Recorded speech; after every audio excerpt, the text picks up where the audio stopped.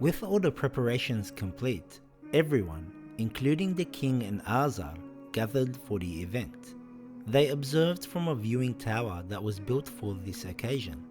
Following Nimrod's command, the structure was lit at all four corners, and Ibrahim was placed in the catapult. While Ibrahim was in the catapult, he prayed to God for protection. God answered his prayer by sending him a silver vial hanging from a chain and a silver ring. When Ibrahim opened the vial, he was amazed to see a beautiful robe made from the fabric from paradise appear before him. The ring had 6 inscriptions in tiny letters. There is no God worthy of worship but God. Muhammad, peace be upon him, is the messenger of God. There is no power except through God. I surrender my affairs to God.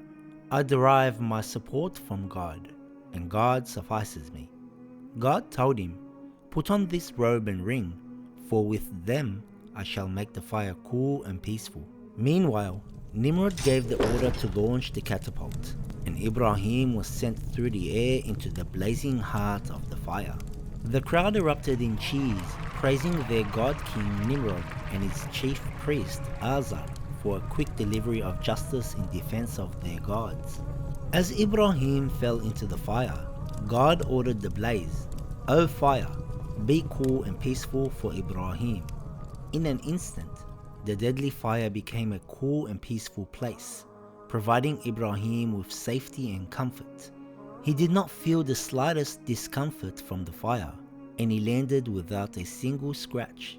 3 days later, as the fire began to calm, Nimrod and Azar looked down from the tower and were amazed. They saw a beautiful garden surrounded by cooling ashes, and Ibrahim sitting unharmed in the middle of it. Nimrod ordered his guards to retrieve Ibrahim from the fire and bring him to his court immediately. When he arrived, Nimrod asked him, "Who is your Lord?" Ibrahim replied, "My Lord is the one who gives life and brings death." Nimrod quickly responded, "I am the one who gives life and brings death." He saw a chance to outsmart Ibrahim and regain the trust of his people. He instructed his guards to bring 2 prisoners from the dungeons, both who were sentenced to death. Once they were brought forward, he executed one of them and spared the other. Nimrod tried to twist Ibrahim's words. He thought he had outsmarted Ibrahim.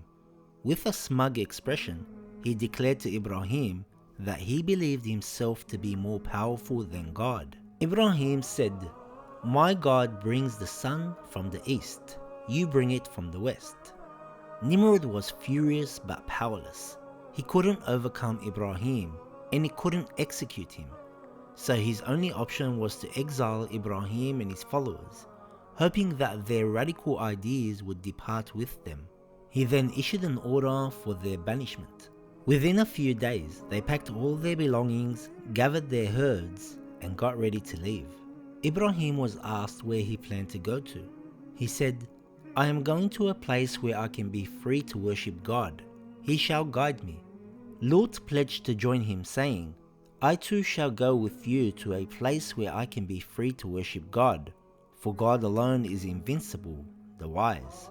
After they had left, Nimrod made a final weak attempt to regain his power. He climbed the tower he had built with great pride, armed and ready for a fight with Ibrahim's God. From the top of the tower, he shot an arrow high into the sky, which he had secretly coated with blood. When the arrow fell back to the crowd below, they saw it coated in blood.